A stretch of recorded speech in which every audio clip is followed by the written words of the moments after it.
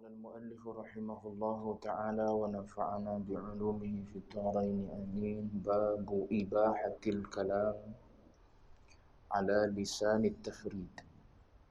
Bab keharusan berbicara sendirian. Akhbarana Muhammad bin Al-Hasan bin Ismail Siraj. Haddathana Muhammad bin Abdullah ibn Sulaiman Al-Hadrami. Mutainun. حدثنا علي بن المنذر حدثنا ابن فضيل حدثنا أبي النافع عن ابن عمر رضي الله عنهما قال لما قبض رسول الله صلى الله عليه وسلم أتى أبو بكر فصعد المنبر فحمد الله وأثنى عليه وقال إن كان محمد إلهكم الذي تعبدون فإن إلهكم قد مات وإن إلهكم الذي في السماوات فإن إلهكم حي لا يموت ثم تلا وما محمد إلا رسول قد خلت من قبله الرسل. Ali Imran 144. Daripada Ibnu Umar radhiyallahu anhuma berkata, ketika Rasulullah sallallahu alaihi wasallam wafat, Sayyidina Abu Bakar As-Siddiq datang dan menaiki mimbar. Beliau mengucapkan syukur pada Allah Subhanahu wa taala dan memujinya seraya berkata, seandainya Muhammad Tuhan yang kamu sembah, sesungguhnya Tuhan kamu telah mati. Sesungguhnya Tuhan kamu berada di kedudukan yang tinggi. Sesungguhnya Tuhan kamu tidak hidup, tidak mati. Kemudian Abu Bakar As-Siddiq membaca ayat Al-Quran, dan Muhammad itu tidak lain hanyalah seorang Rasul yang sudah pun didahului oleh beberapa orang Rasul yang telah mati atau terbunuh. Tuan-tuan sidang jemaah yang dirahmati Allah sekalian, alhamdulillah, pertama dan selama-lamanya kita panjatkan setinggi-tinggi pujian syukurnya pada Allah Subhanahu wa taala. Dengan izin taufik hidayahnya jua, pada malam ini kita sambung bacaan kitab 40 hadis tasawuf. 40 hadis tentang tasawuf yang disusun kitab ini oleh Abu Abdurrahman Muhammad bin Husain As-Sulami rahimahullah ta'ala. Kita berada pada hadis yang ke-27, kenaan dengan keharusan berbicara sendirian. Dalam hadis ini kisah pada hari wafatnya baginda Nabi sallallahu alaihi wasallam. Kata Abdullah ibn Umar, anak kepada Sayyidina Umar bin Khattab radhiyallahu anhu, min sigharis sahabah, di antara sahabat-sahabat yang mendampingi Rasulullah pada usia muda. Abdullah bin Umar salah seorang daripadanya lah. Kata Abdullah bin Umar, lamma qubida Rasulullah, pada hari Rasulullah wafat ataupun pada hari Rasulullah meninggal, saat orang lain semua sudah maklum kenaan dengan kematian tersebut dan sudah ramai para sahabat berada di rumah baginda Nabi, lalu keluar Abu Bakar As-Siddiq radhiyallahu anhu, kemudian masuk menghadap Rasulullah. Kisah Abu Bakar ni ada disebutkan oleh Imam Al-Bukhari. Dakhala Abu Bakrin fa'akabba alaihi. Abu Bakar masuk bertemu dengan Rasulullah. Fa'akabba alaihi wa qabbala jabhatah. Lalu dia mendekati Nabi dan memeluk Rasulullah yang pada saat itu sudah terbujur kaku. Lalu qabbala jabhatah, lalu dia pun mengucup dan mencium dahi baginda Nabi seraya berkata, bi abi anta wa ummi, demi ayahku dan demi ibuku. Bi abi anta wa ummi, demi ayah engkau dan demi ibu engkau. Tibta hayyan wa mayyitan, hidup engkau pun baik, mati engkau pun baik. Hidup Nabi memang jelas kebaikannya yang teramat banyak yang sampai kepada kita hari ini. Semua itu adalah hasil daripada kebaikan baginda Nabi. Seluruh akhlak yang baik semuanya adalah yang paling sempurna ada pada Rasulullah. So akhlak-akhlak yang baik yang kita contohi, yang kita amalkan, yang kita buat, semuanya adalah datangnya daripada Rasulullah. So saat hidupnya hanya menyebarkan kebaikan. Saat hidup baginda Nabi hanya menyebarkan kebaikan kepada umat, kepada seluruh manusia. Bukan manusia sezamannya sahaja, bahkan manusia yang datang kemudian daripadanya. Maknanya ajaran kebaikan baginda Nabi itu sehingga sampai kepada kita hari ini. Dan kata Abu Bakar As-Siddiq, bukan setakat kematian engkau itu, bukan setakat kehidupan engkau itu mendatangkan kebaikan, bahkan kematian engkau juga mendatangkan kebaikan. Nabi pergi bukan sebagaimana kita pergi, tapi Nabi pergi meninggalkan segala kebaikan ataupun ilmu yang diwarisi oleh para sahabat, kemudian diwarisi oleh para ulama sehinggalah sampai kepada kita pada hari ini. Itu di antara perkataan yang Abu Bakar sebut ketika Abu Bakar masuk bertemu dengan jasad baginda Nabi. Kemudian diceritakan oleh Abu Bakar, diceritakan oleh Ibnu Abbas. Ibnu Abbas radhiyallahu anhu, saat itu Sayyidina Umar sudah berada di luar dan dia sedang berbicara dengan orang ramai yang ada di sekitar itu. Macam kita lah, ada majlis kematian, biasa orang datang ramai kan. Yang baru datang biasa dia akan naik masuk dalam rumah, nak tengok jenazah, nak kucuk jenazah dan sebagainya lah, nak bagi penghormatan terakhir pada jenazah. Adapun Umar sudah berada di luar, maka Umar sedang bercakap-cakap dengan manusia sebagaimana yang kita maklum. Sayyidina Umar memberitahu, menafikan sesiapa yang mengatakan Rasulullah meninggal, maka aku akan pancung lehernya. Karena bagi Sayyidina Umar, peristiwa yang berlaku pada hari tersebut, dia diibaratkan seperti peristiwa yang berlaku kepada Nabi Isa alaihi salam. Diangkat oleh Allah Subhanahu wa taala, kemudian akan diturunkan semula.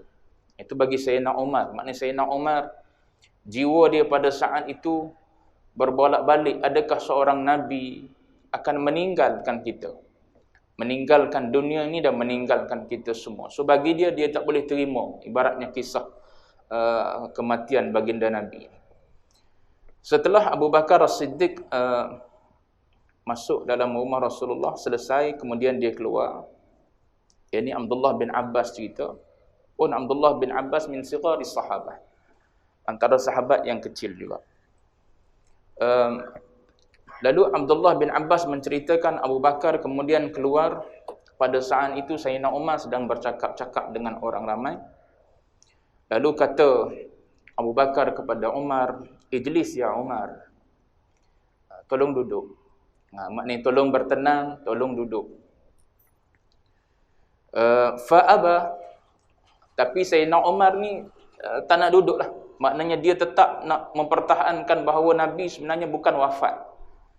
Nabi hanya diangkat oleh Allah Ta'ala, kemudian akan turun, akan datang semula. Fa'aba an yajlisa, dia tak nak duduk.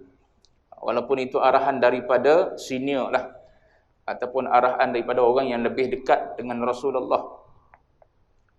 Maka dalam keadaan Sayyidina Umar enggan untuk duduk, fa'aqbalan nas ilaihi wa taraku Umar. Bila Abu Bakar ambil tempat untuk berbicara dengan orang ramai, maka orang ramai pun mula meninggalkan Umar bin Al-Khattab.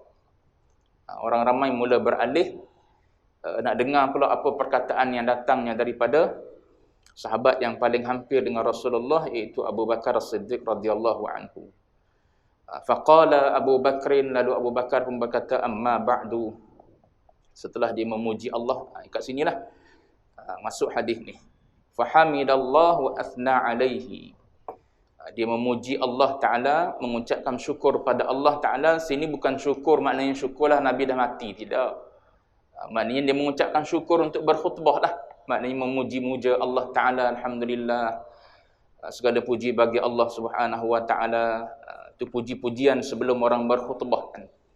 Al-basmalah walhamdalah, memulakan dengan bismillah, kemudian memulakan dengan alhamdulillah. Semua tu ada hadis daripada Nabi berkenaan dengan memulakan sesuatu dengan basmalah dan hamdalah. Cuma bila Abu Bakar sudah memulakan ucapannya, maka ini di antara ucapan yang disebutkan oleh Abu Bakar As-Siddiq. Dia mengatakan, in kana Muhammadun ilahakum alladhi ta'budun fa inna ilahakum qad mat wa inna ilahakum alladhi fis samawat fa inna ilahakum hayyun la yamut. Thumma tala wa ma Muhammadun illa rasulun qad khalat min qablihi ar-rusul. Kata Sayyidina Umar bin Al-Khattab radhiyallahu anhu, dia berkata, seandainya Muhammad itu Tuhan yang kamu sembah. Yang ini yang saya pernah sebut, sebagaimana yang disebut oleh Syekh. Inilah satu-satunya perkataan yang disebut oleh Sayyidina Umar dengan lafaz Muhammad. Adapun ketika hayat baginda Nabi, dia tidak pernah memanggil dengan nama Muhammad. Tapi di sini disebabkan oleh dia nak memperjelaskan sesuatu tentang jasad baginda Nabi. Tentang zat baginda Nabi, dia adalah seperti manusia biasa macam kita. Walaupun sewaktu hidupnya baginda dengan berbagai mukjizat, dengan pelbagai khasaisnya, dengan pelbagai keistimewaannya, dengan pelbagai syama'ilnya dan sebagainya lah. Ada pada Rasulullah saat dia hidup. Tapi zat batang tubuh baginda Nabi adalah manusia biasa. Manusia biasa. Walaupun kita sebut manusia biasa, dia tetap ada yang luar biasa. Cuma kehidupan yang mesti berakhir dengan hujungnya mati. Sama dengan manusia, sama dengan kita.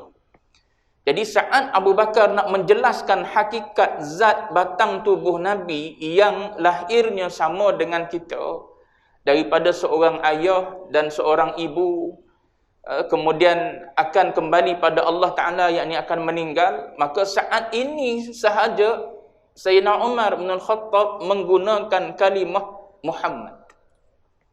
Pada waktu yang lain tidak sama sekali dia menggunakan kalimah Muhammad. Kalau kita berasa selesa panggil Muhammad saja, silakan. Para sahabat tak pernah buat perkataan tersebut. Sebab tu ditambah perkataan Sayyiduna, Sayyiduna, walaupun tak disebut dalam hadis. Katakanlah memang tak ada, memang tak warid dalam hadis Nabi menggunakan kalimah Sayyiduna Muhammad. Bahkan la tusawwiduni, jangan mensayyidinakan aku. Bahkan Nabi mengatakan aku adalah amdun, aku adalah hamba sahaja. So maknanya kita kena ikut apa yang Nabi letak diri dia lah. Jangan mensayyidinakan Nabi, jangan mendirikan Nabi. La tatruni kama atratin nasara, jangan kamu puja aku sebagaimana orang Nasrani puja Nabi Isa sampai peringkat pada Tuhan. Itu ada sebahagian sekelompok orang yang berfahaman demikian. Adapun Ahlus Sunnah wal Jamaah tidak begitu. Walaupun Nabi mengatakan la tatruni kama atratin nasara, jauh perbezaannya. Orang Nasrani sampai ke tahap mengangkat Nabi Isa sebagai Tuhan. Adapun umat baginda Nabi Muhammad, sejauh mana sekalipun mereka memuji Nabi, mereka tak akan sampai ke tahap meletak Nabi Muhammad sebagai Tuhan. Sebab tu Nabi mengatakan, aku tak risau engkau mensyirikkan aku. Yang aku risau ialah engkau mensyirikkan Allah Ta'ala dengan syirik khafi. Yang jadi kerisauan Nabi ialah kamu mensyirikkan Allah Taala dengan syirik khafi, iaitu syirik yang berlawanan dengan keikhlasan. Adapun kau mensyirikkan aku, menjadikan aku Tuhan, itu tidak menjadi kerisauan kepada Rasulullah. Sebab itu memang terpelihara dan terjaga. Memang Allah Taala jamin umat baginda Nabi Muhammad tak akan ada yang mengilahkan Muhammad bin Abdullah. Tak akan ada yang menjadikan Nabi kita Muhammad sebagai Tuhan. Tuan-tuan ceklah dalam sejarah. Sampai ke hari ini, ada tak orang yang mengatakan Nabi Muhammad adalah Tuhan? Dan pun pengikut Nabi Isa AS, ya, mereka mengatakan Nabi Isa AS itu adalah Tuhan. Ajaran Trinity, 3 Tuhan. Salah seorangnya Tuhan ialah Nabi Isa AS. Jadi, Ahlussunnah wal Jamaah menganggap setiap pujian walau setinggi mana pun kepada Rasulullah, semua itu adalah untuk menggambarkan betapa cinta dan kasihnya umat kepada Rasulullah. Kalau kita baca kitab Syama'il Muhammadiyah, gambaran para sahabat tentang jasad tubuh Nabi berbeza-beza. Sebab dia nak cari bahasa yang paling tepat untuk cerita tentang keindahan dan cantiknya Nabi ni, tak ada bahasa. Tidak ada bahasa yang boleh menceritakan dengan tepat bagaimana indah dan cantiknya fizikal Rasulullah. Kecuali tengok sendiri. Tengok sendiri pun saat kita nak cerita pada orang tak boleh. Nak kata macam mana? Tu yang sahabat kata, aku tengok dia macam bulan. Aku tengok dia macam matahari. Aku tengok dia macam itu, macam ini dan sebagainya lah. Tuan-tuan boleh tengok. Semua tu berbentuk tashbih. Tashbih ni bukan bermakna tahdidiyah. Dia bermakna takribiyah. Dia bukan bermakna itulah batang tubuh Nabi. Tak. Dia untuk mendekatkan fikiran orang yang mendengar untuk faham je. Wajah Nabi ni macam mana ya? Macam bulan. Sebiji ke sama macam bulan? Tak. Tapi nak cari yang mana yang lebih indah dalam dunia ni. Nak umpama macam matahari. Matahari kalau kita tengok lama silau. Tak seronok. Pandangan mata kita pun tak seronok tengok matahari lama-lama. Ada sahabat tanya, adakah Rasulullah ni macam pedang? Kilauan dia macam pedang? Tak juga, kata sahabat. Sebab apa? Sebab pedang ni walaupun dia berkilat, walaupun dia berkilau, tapi orang tengok pedang, ada orang yang melihat pedang dalam keadaan rasa gerun dan takut dengan ketajaman dia. Jadi Nabi ni macam mana? Nabi ni macam bulan. Tak ada orang yang mengatakan dia tengok bulan tak seronok. Semua orang yang bila lihat bulan purnama, pasti dia akan rasa seronok, dia akan rasa tenang, dia akan rasa damai, dia akan rasa indah, dia akan rasa macam-macam keseronokan bermain dalam diri dia. Sehingga dia ralik dan dia khayal dengan bulan purnama tersebut. Itu takrib. Sahabat nak mendekatkan orang untuk faham bagaimana Rasulullah. Hakikat sebenarnya sampai ke akhir zaman, tak ada orang yang habis bahasa nak ceritakan tentang keindahan Rasulullah. Sebab Nabi dan Rasul istimewanya, semuanya Allah Ta'ala jadikan kacak-kacak semua. Indah-indah dan cantik-cantik semuanya. Tidak ada seorang Nabi dan Rasul yang diutuskan oleh Allah, kata Nabi, kecuali Allah Ta'ala akan jadikan dia secantik-cantik, seindah-indah manusia. Dan tidak ada Nabi dan Rasul yang diutuskan oleh Allah Ta'ala kecuali Allah Ta'ala berikan kepada dia keistimewaan suara yang sangat merdu. Sebab tu walaupun kita baca terjemahan, semalam saya baca dengan sahabat-sahabat zaman sekolah menengah dulu. Saya Rabu malam kami ada online dengan sahabat-sahabat dengan sahabat-sahabat zaman sekolah menengah baca kitab Syama'il Muhammadiyah. Ada satu kitab yang saya baca tu, terjemahan dia Khatamun Nubuwah, Nabi yang ada di belakang, baina katifai, yang ada di antara dua balikat Nabi. Yang disebut oleh para ulama, pendapat yang paling sesuai diterima, khatam itu dicop oleh Jibril pada malam Mi'raj. Dalam kitab tersebut dia terjemah, dia ibarat seperti seperti himpunan jerawat-jerawat. Terjemahan tu kita dengar pun kurang sedap. Sebab apa? Sebab bila kita bayang himpunan jerawat, pasti kita akan terbayang dia adalah satu keadaan ataupun gambaran benda yang tak cantik. So bila gambaran itu datang dalam kepala kita, maka kita kena tolak gambaran tu. Macam mana sekalipun kita baca hadis tentang Rasulullah, andai dia datang dalam fikiran kita sesuatu yang tak sempurna, maka itu bukan Rasulullah. Kita kena tolak ke tepi. Sebab Rasulullah ni adalah insan yang paling indah, paling sempurna. Indah dan cantiknya Yusuf AS, cantik lagi baginda Nabi Sayyidina Muhammad. So maknanya kalau kita baca dalam terjemahan, kita nak balik bahasa daripada Arab ke Melayu, kadang-kadang susah. Nak ambil kalimah macam mana yang paling tepat dengan kalimah Arab yang digunakan dalam hadis tersebut. So payah. Kadang-kadang diterjemah tu alih bahasa daripada Arab ke Melayu, orang yang baca tengok gambaran dia macam tak indah, tak cantik. Tak. Kalau datang gambaran-gambaran demikian saat kita membaca tentang Rasulullah, maka fahaman dan gambaran kita itu adalah salah. Kita kena letak itu. Gambaran kita pada saat itu adalah salah terhadap Rasulullah. Karena Rasulullah ini adalah manusia yang paling indah sekali. Tak tergambar dengan perkataan bagaimana indahnya Rasulullah ni. Paras rupanya, batang tubuhnya, tangannya, kakinya, mana-mana juzuk yang ada pada fizikal Rasulullah, itu adalah satu batang tubuh yang paling indah sekali. Ka'annaka qad khuliqta kama tasha'u. Itu dalam syair sebut kan. Yang sekarang ni dibuat lagu. Ka'annaka qad khuliqta kama tasha'u.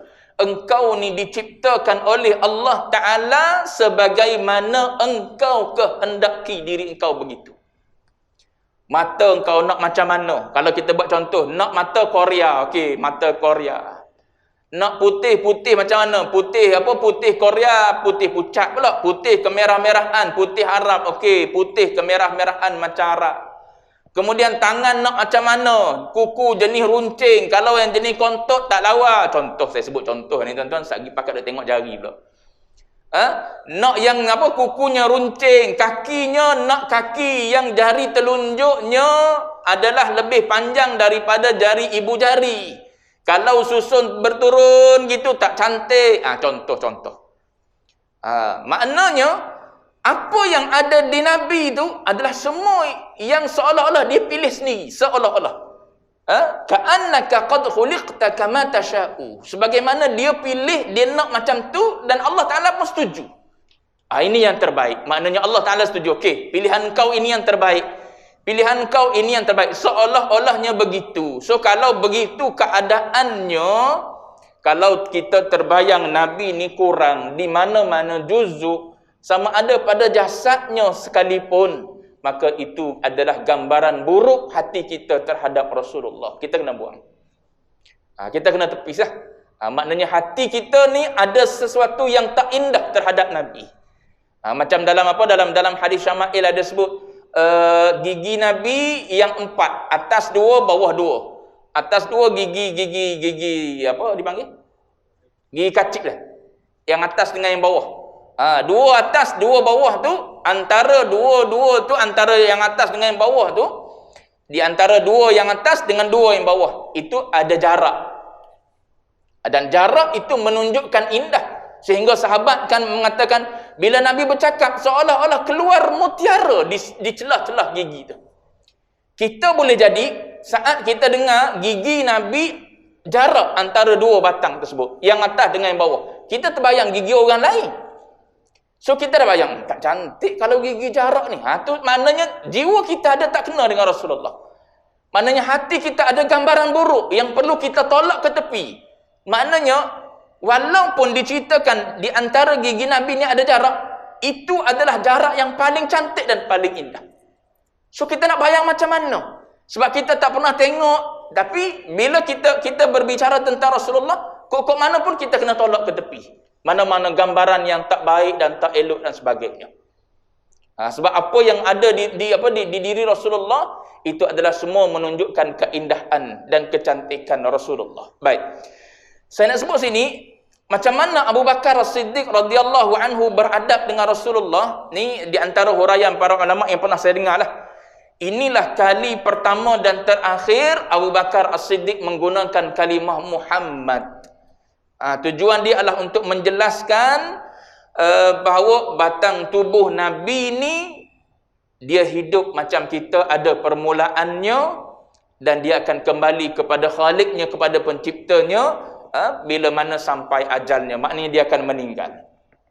Jadi kata Abu Bakar As-Siddiq, in kana Muhammadun ilahakum, kalaulah engkau merasakan ataupun engkau menganggap bahawa Muhammad ini adalah Tuhan kamu yang kamu sembah, alladzi ta'budun, yang kamu sembah, fa inna ilahakum qad mata wa inna ilahakumul ladzi fis samawat fa inna ilahakum hayyun la yamut. Kata Abu Bakar Siddiq, sesungguhnya Tuhan kamu berada di kedudukan yang tinggi. Tengok dia terjemah. Ni penterjemah kitab ni cermat dah ni. Penterjemah kitab ni cermat. Dalam hadis dia sebut wa inna ilahakum, Tuhan kamu yang sebenar-benarnya, allazi fis samawat. Ada di mana? Fis samawat disebut.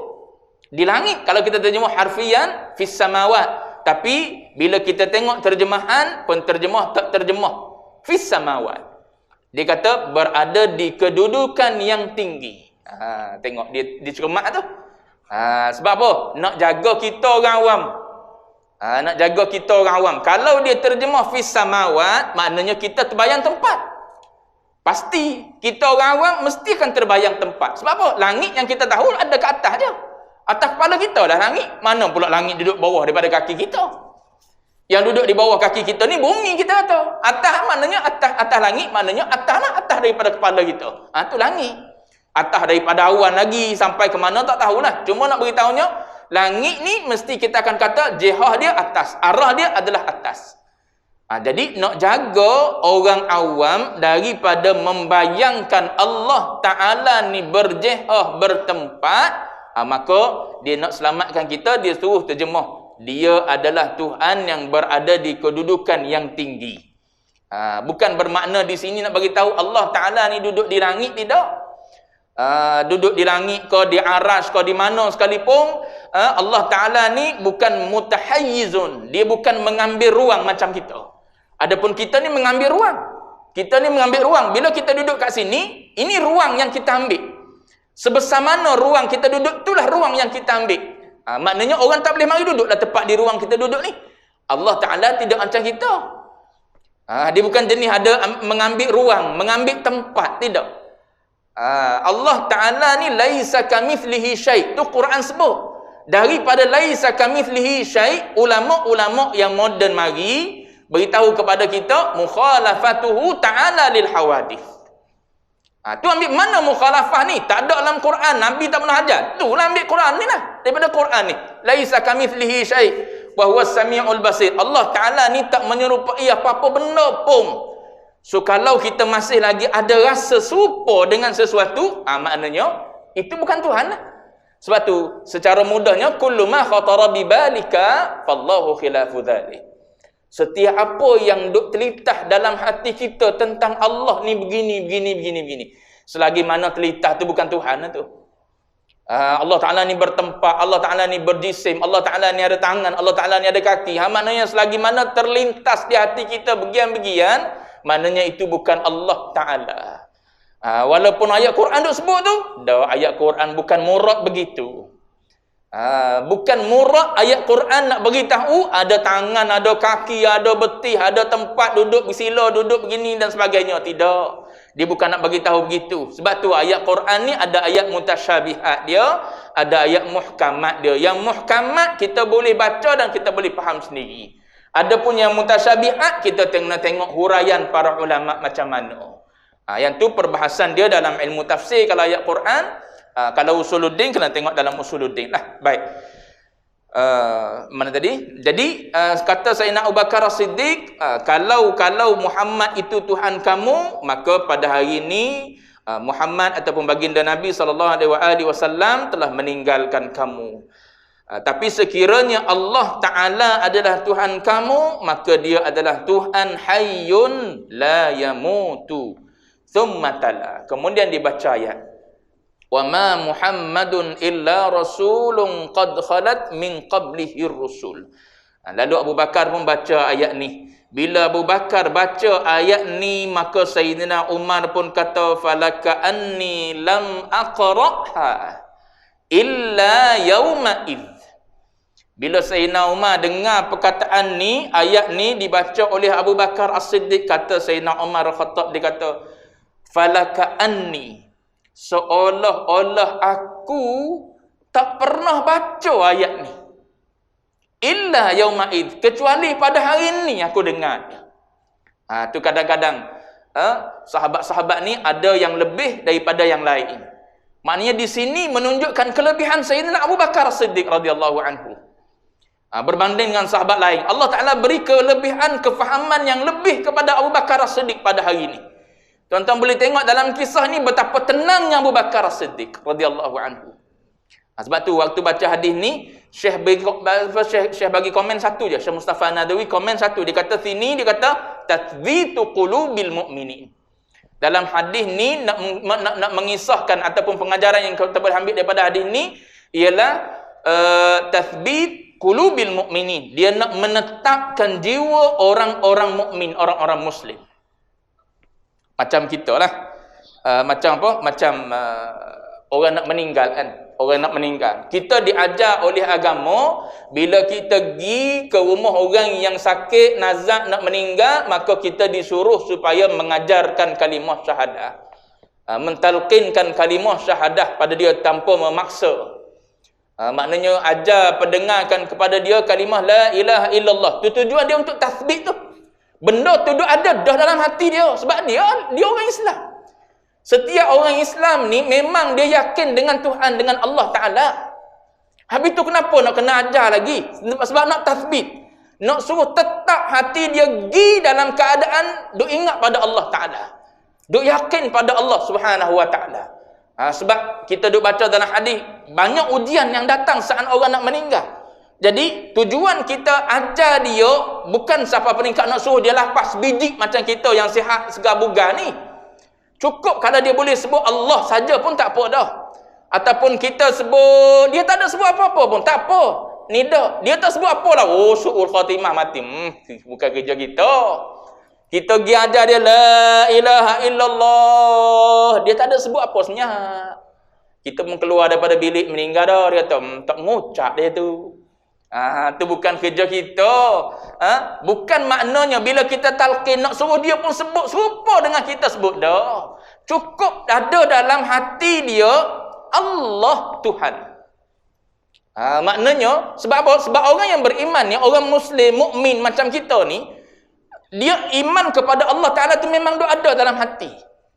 Cuma saat tu kena ada bantuan daripada orang lain untuk mengemaskan lagi, untuk mengkejapkan lagi pegangan tersebut, sehinggalah dia pergi dalam keadaan macam tu hati dia kepada Allah Ta'ala. Tak ada Tuhan melainkan Allah Ta'ala. Tu kita diajar la ilaha illallah, suruh talqinkan orang yang nak meninggal. Supalah kalau kita berhadapan dengan orang yang sedang menghadapi musibah, ujian dan sebagainya. Kita pergi suruh dia, kita gosok atas belakang dia, kita kata sabarlah. Dia tak erti ke sabar? Dia tahu dah sabar. Lepas tu kita sebut juga tu. Kita sebut juga tu sebab nak tasbit hati dia. Nak suruh hati dia tetap dengan sabar. Sebab bukan senang sabar ni. Sabar time kita ada apa-apa ujian daripada Allah Ta'ala, sedaplah kita bercakap bahasa sabar. Bila mari ujian, kadang-kadang kita tak mampu nak hadap.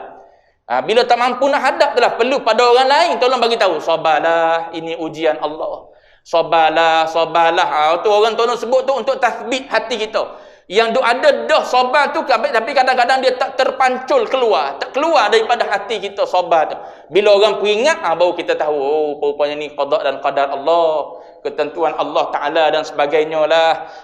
Mak dan ayah pergi masuk dalam hospital kerana COVID, lah tak ada berita balik tu meninggal dah. Tu macam duk keluar dalam majalah 3 itu kan, tinggal anak-anak belakang. Sebaik ada seorang yang sulung anak lelaki umur belah-belah tahun dah. Tapi belah-belah tahun pun tak reti nak buat apa lagi. Belah-belah tahun budak hari ni. Cuma nak beritahu dia, mak ayah dua-dua COVID masuk dalam hospital, tahu-tahu tak ada lah habis. Itulah kali terakhir bertemu, kali terakhir bertemu bila mana ambulans mengambil mak ayah dia pergi ke hospital. Lepas tu kan boleh call daripada hospital, meninggal dah dua-dua. Nak sabar tu payah. Nak sabar payah. Lepas tu orang yang ada di sekeliling kena mari ajar dia sabar. Maknanya sebut sabar pun tak apa dah, sebab orang faham sabar ni macam mana. Orang faham sabar ni macam mana. Maknanya janganlah berlebih-lebihan, siapa menjerit, siapa ke tahap tak puas hati ke dengan Allah Subhanahu Wa Taala. Itu tak nak lagi tu. Siapa perikat nak bunuh diri, yang tu naudzubillah. Itu semua tu perlu kepada tathbitul qalb. Maknanya kena ada orang mari ajar untuk menetapkan hati seseorang. Begitulah hadis ni nak mari cerita kepada kita ialah bagaimana Abu Bakar As-Siddiq nak mentathbitkan hati para sahabat. Saat hati para sahabat ada berbelah bagi. Bahkan ada yang murtad. Selepas Nabi meninggal ada yang murtad. Ada yang kembali kepada agama yang lain. Sebab apa? Sebab Nabi dah tak ada dah. Sebab tu peristiwa yang berlaku ayat ni asal turun dibaca kembali oleh Abu Bakar As-Siddiq. Sayyidina Umar kata seolah-olah macam bawa kedengar ini. Ayat ni sebenarnya turun dalam peristiwa Uhud. Dalam peristiwa Uhud pada tahun 3 Hijrah berlakunya peperangan Uhud, saat iblis tolong jerit dalam peperangan tersebut bahawa Muhammad dah meninggal dah. Orang kafir Quraisy tu memang kerja dia lah, memang nak beritahu bahawa Nabi Muhammad dah meninggal, nak suruh semangat yang ada pada orang Islam pada masa tu jadi lemah. Iblis pun tolong juga orang kafir Quraisy, dia tolong jerit juga bahawa Muhammad dah meninggal dah. Dan ada sahabat pada masa tu yang nak berundur dah. Jadi lemah semangat, jadi hilang semangat dah nak berjuangnya. Tapi ada sahabat-sahabat yang bercakap-cakap, perjuangan ini perjuangan yang sudah diajar, yang sudah ditunjukkan oleh baginda Nabi. Adakah kita akan berhenti di sini setelah Nabi mati? Andai katakan betul peristiwa berita tentang kematian Nabi itu benar, maka adakah kita akan berhenti di sini? Tidaklah. Nabi dah tunjuk, dah bawa kita sampai ke sini, tunjuk mesti berjihad lawan orang kafir yang menentang Islam ni. Maknanya walaupun Nabi saat itu sudah gugur syahid, kita yang masih hidup mesti teruskan perjuangan Rasulullah. Sambil-sambil tu turun ayat Quran, wa ma Muhammadun illa rasul qad khalat min qablihi rusul afa imma ta'au qutilan qalabtum ala aqabikum. Adakah dengan sebab matinya Nabi ni maka kamu berpatah balik kepada agama kamu yang sebenar? Dalam peristiwa peperangan Uhud ni, turunnya ayat ni untuk mentathbitkan hati para sahabat. Maknanya teruskan perjuangan yang telah dibuat oleh para rasul.